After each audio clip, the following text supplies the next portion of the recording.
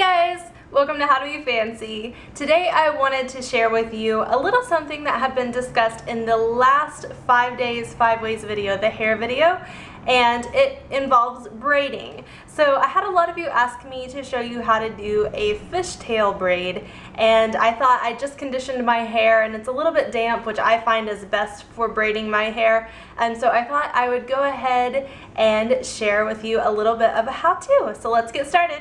So I've just got my little brush here and I'm going to pull my hair over to one side just so you can see. Now you go to either side, and you can also, if you want to give yourself a little extra volume, if your hair is dry, you can tease through the crown just to get some more volume.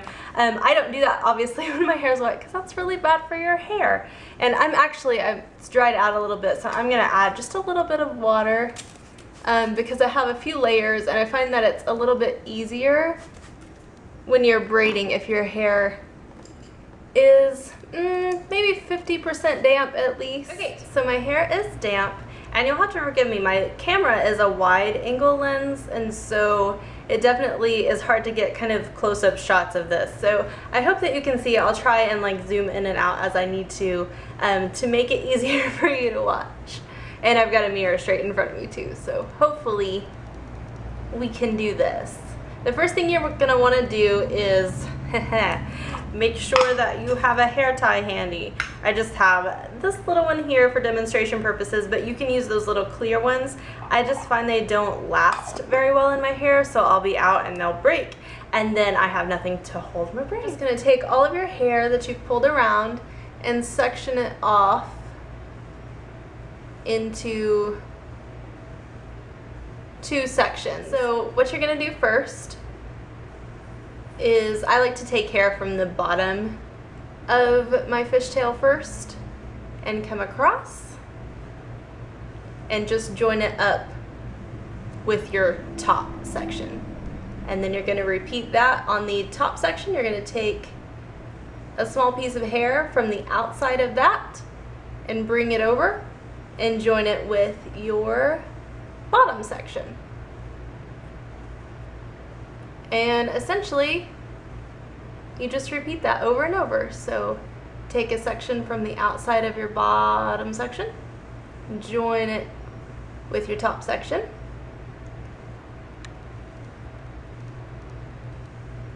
and you can do this as thin or as thick as you want. If you want more of a fast braid, you would take larger sections, but it's going to look a little bit more like a traditional braid. And if you want it to be more of a fishtail look, then you would take smaller sections. I'm kind of doing it mid sections because it takes forever for me to do this.